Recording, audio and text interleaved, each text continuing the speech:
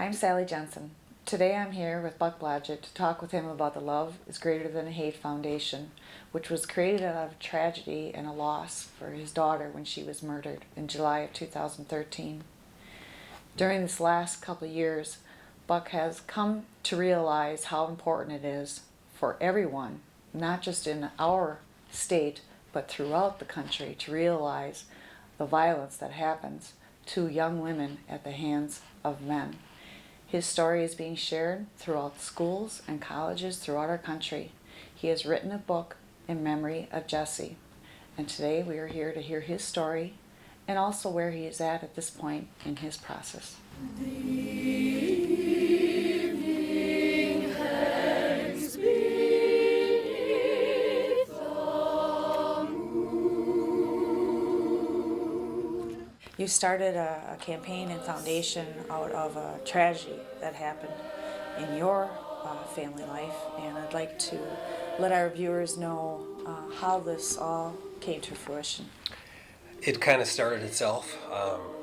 I spoke at Jesse's funeral, and I said, honey, this has been a devastating blow, but your strength is in me too, and love is and always will be stronger than hate. I, to this day, don't know why I said that, where that came from. I just did. It feels like it kind of just came through me, came out of me. And but I had no idea at the time what it was going to turn into. And about a month later, 500 people gathered in West Side Park in Hartford and lit candles and walked around the mill pond for a few hours. And there had been volunteers for hours ahead of time that made signs, and all along the way, signs said, "Love is greater than hate," and "Never forget." And then people had, almost everybody had on a blue wristband that one of our friends spent $400 of her own money on, we didn't even know about, and they say love is greater than hate. And there was a big banner in the park that said love is greater than hate. And then it exploded on Facebook, and it exploded on YouTube, and then on the 10 o'clock news on every major news network in Milwaukee that night. And it was then that I started to realize that something was going on, and it felt like it was something that was meant to happen, and it was something that's bigger than me, and something that's bigger than you, and bigger than all of us. And I knew I was supposed to do something about it. And I feel like we're all supposed to do something about it. So we've started a nonprofit to do that and invite people to start a movement to change culture and defeat blackness in humanity that's been there since we've been here in men. I think it's time. It's an idea whose time has come. Your daughter was murdered through the hands of male violence, and the premises and the complete drive for the foundation is to create awareness that this is real, that this happens every day. I'm not sure what the statistics are for daily male violence against women. On that note, were you shocked at this? What had happened? I mean, how could you not be? I felt like I was every feeling a human can have, the entire spectrum, starting with shock and just pain that you can't describe. But then over the next several days and weeks and months, all the love that poured in on us, it was just, I felt like 100 times more alive than I've ever felt before. It was, I don't know how to describe it in words. I was just very, very, very present and alive to the miracle that life is, the tragedy that life can be. Yeah, it was a big shock when I got the news, when I got the phone call in my clinic that afternoon. And every once in a while, 2 years and 3 months later, it's still a bit of a shock. It's such a big thing that you can't possibly digest it in a day or a week or a month. I think I will be for the rest of my life. Your senses became very raw at that moment, and that rawness allowed you to accept all this outpouring of love and support. Yeah, Joy and I sat on the couch between detective interviews that first day, and she said a couple things to me, and one of them was, marriages break up after things like this, and we're going to have to stick together, and we both saw the truth in that right away, and so we vowed to. And the other thing she said was that we can't close down we can't get bitter. We sensed immediately that that was a danger, that that would be very easy to do, and down the road it would kill us. And so we vowed not to do that too. And something weird happened that I never expected. I just I kind of opened my heart and my mind and my will wide, like wide open, and there was a tidal wave of love that came to us from the community and really from all over the country and beyond, even outside the country. I don't know how people heard about this story, but they did. And it was amazing. I saw the depth of love in people's hearts. Asked myself why we don't do this every day for each other, the way Joy and I got the kind of support and love that we did. Why do we wait till something so horrible happens and triggers it in us? Why don't we live like this, full out 100% all the time, trying to love each other as best we can? Do you think prior to this moment, even though you were aware of world events and Jesse was such an advocate for so many good causes, did you feel that you were pretty cavalier in how you felt about a lot of these subjects she talked about? Looking back now, I would say, yeah. I would say kind of mentally shielded, really, may be a way to put it. I think we all go through life. I mean, you can't watch the news for 5 minutes without seeing the horrors in the world and what we do to each other. And I think we build layers of defense against that, because for people who are sensitive, it hurts so bad to let in the truth of what we do to each other. So when this happened, in fact, Joy and I we couldn't watch TV for about a month. And one day we sat down together to watch TV again. We turned it on and a movie came on, and within like 2 or 3 minutes there was a strangulation scene, which is what happened to Jess. And then, so I quick flipped the channel, and then we went through 4 or 5 channels, and within minutes on each one there was some kind of violence or sexual violence or sex. And it struck us how, what's the word I'm looking for, how much how desensitized we are towards the violence in the world, and how it's not okay to be that way. It's not okay to let ourselves get that way and get that way toward each other and other humans just because they live on the other side of the planet and we'll never meet them. They're somebody's Jesse. And so this project is about awareness. It starts with awareness, like you said, but it doesn't end there. Our mission is to end male violence against women.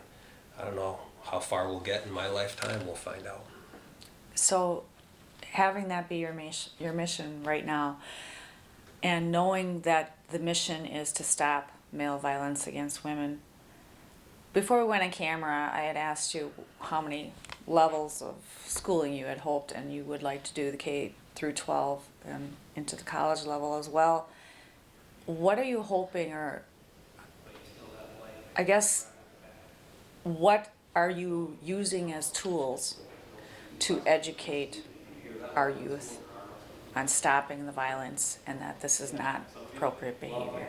I'm starting where I'm at, and where I'm at is I've got a powerful personal story that resonates very, very deeply and strongly with people that we can tell so far, and some messages from that story that I believe are from a higher place. On July 15th of 2013, on a Monday morning, about 10 a.m., as best we can tell, my 19-year-old daughter, Jessie, was sleeping in her own bed in our house in Hartford, about a half an hour from here, when her friend let himself in our house, made his way up to her bedroom. Joy and I were at work, and he attacked her, and he hogtied her, and he gag-balled her, and he took duct tape and taped the gag ball tight around her face and head, and then he sexually assaulted her. And when he was done, he grabbed his backpack, his murder kit, and he pulled a rope out of it, and he put it around Jesse's neck, and he pulled with everything he had for at least a minute. till he watched the life and the light flicker out of Jesse's eyes. I came here today from Hartford farm country to be with you in hopes that Jesse didn't die for nothing. Every time I go anywhere and talk about this and do presentations, I get feedback, and it tells me that we're on the right track and that we have a profound difference to make, and it is with the people we've reached so far. But that's the tip of the iceberg so far. So I don't think we're going to end male violence against women by speaking in schools. Alan, my coach, says in his opinion we're going to have to discover what else needs to happen in order for us to accomplish our mission. But this is where we're starting, and I think we're off to a great start. Well, awareness is a wonderful tool. I can't say that enough in so many aspects of life. And knowing that you're going in and being able to share your story, I would think, is very warm for you. It gives you a feeling of you're keeping your daughter's memory alive, but also it's very cathartic for you. And in knowing that, we have the anti-bullying campaigns, which are very strong across the country and throughout the world. And knowing that and coming in and wanting to educate and give that awareness to the youth of we have to stop male violence against women, and knowing that, do you feel, or in your knowledge of all the speaking that you've done, that this should be something that could be a repetitive type program? The here and the now is that first few months. Then we slide back into those old behaviors. Are you seeing any of that as a possible projection for your Love Hate Foundation? You asked a great question, Sally. When I went to my first, actually the first presentation was in Hartford. The second one was at Escuela Verde in the heart of Latin King country on the south side of Milwaukee. And I was almost afraid to get out of my car and go in there and do the presentation at high noon. And then I thought of the 14, 15-year-old girls who walk home in the dark after school in their neighborhood. So I got up and went in. And I realized this before I left that I can't come here one time and do a 45-minute presentation, tell them to find their voice and their courage, and they'll find their freedom and their power. Tell them that somebody cares, and we're going to do something about this, and then disappear and never come back again. I knew then we needed something else. I didn't know what it was, and we're starting to kind of prototype and formulate some things. I've created follow-up curricula that I need to assemble a team of teachers and educators who can give me feedback on it, and we can perfect it and make it better. But yeah, I think we need to not just do a single presentation, but have different speakers with different powerful personal stories, but the same fundamental messages about love and forgiveness and kindness and empathy every year. Because some kids don't grow up in environments where they hear that, and school might have to be their only chance to hear that repeatedly. And then we need curricula that they can engage in when our speakers are gone, and they can take on. There's already a pretty good model for this. There's a program called Rachel's Challenge. Rachel was the first girl killed at Columbine in 1999, and her dad created Rachel's Challenge, and they have school programs at every level.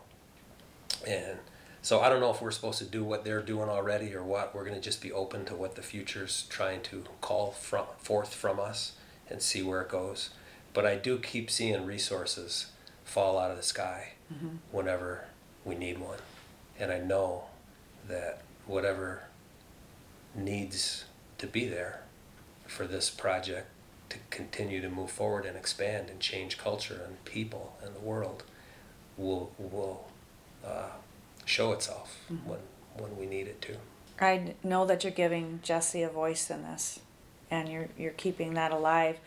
Where are you in your healing process through this? Depends what moment you ask. Okay. I never know how to describe this, and I still feel strange saying this, but I feel blessed immediately when I found out about this. And I tried to describe that in the book. I don't know if I can in a couple minutes and words, but I feel like I feel like I've had a revelation with pain, and that is that there's hidden blessings in pain. And as a chiropractor, I see that with physical pain. I believe that's true with emotional pain and spiritual pain also. And they were shown to me early and often, those blessings. And so I don't feel like I've had a typical healing process that I see most grieving parents going through. I think my wife's is probably a little more typical than mine. And so I guess the short answer is I'm fine. I'm doing great. I found a new purpose in life that I love and care about. And I think it's really important, and my life's not about me anymore. It's about the million girls and women in this world who desperately need our help. The 3 women who are going to die today in the United States alone at the hands of their boyfriend or husband. The 1 out of 5 college girls. I was at University of La Crosse the night before last, and there were 600 student athletes there, and I knew that 75 to 100 of them had been sexually assaulted already. Actually more, because I'm not including the boys, because 1 out of 6 boys are sexually assaulted by age 18. That's a lot. That's a lot of us. And it's a lot of damage, and a lot of altered lives, and a lot of broken trust and faith in men and faith in God. So It's a lot of anger. a lot of anger, a lot of depression, a lot of anxiety and fear, a lot of distrust, a lot of hopelessness. And man, I don't know if we can do something about this one, but if we do, the world is going to change dramatically. If there's suddenly no people amongst the 7 billion, if suddenly 1 billion of us aren't casualties of sexual violence and somebody else's selfish urges that change our lives forever, if that's not there anymore, who knows what the world's going to look like. I see myself personally, your being able to go and tell your story is very respectful to the people that have had to deal with something like this in their own life, whether it's happened to them personally, they know somebody, they're aware of something happening to somebody. And I think by you sharing your story about Jessie and who she was before she was murdered is very important, because I think that gives a voice to it. So in saying that, what's Jessie saying right now to us? She's saying the old things we've all heard for 2,000 years. Treat each other like you want to be treated. You talked about respect a few seconds ago. What happened to her was the ultimate disrespect for the sanctity of life, for someone else's feelings, physical feelings, emotional feelings, for their future and their potential. And she's saying just to respect and love each other. It's that simple. Just love each other. And do you feel she's okay with you forgiving? Oh yeah. Yeah. Don't ask me how, but I know she is. She's leading the way. She's not okay with it. She's teaching me. Many people were shocked when you said, "I forgive." And I wanted to touch on that point, and I think it was important for you in your healing process to get rid of that hate. This is a wound that doesn't heal completely forever in this lifetime, in my opinion. And you'll hear other parents who've lost a child say that too. But I think there's been a huge amount of healing fast, and it started immediately. And I think you're right. I hadn't thought of that before. I think it's, I don't know why I hadn't thought of that before, but the forgiveness came in the moment we found out it was Dan. 3 days after, we're sitting at the police station, I'll never forget, and the Detective Thickens asked me again. First question was about Dan, and I stopped and I said, "That's the 3rd day in a row you've asked us first about Dan. What's up with that?" He didn't say anything for a couple hours, and then another officer, I think it was his boss, I'm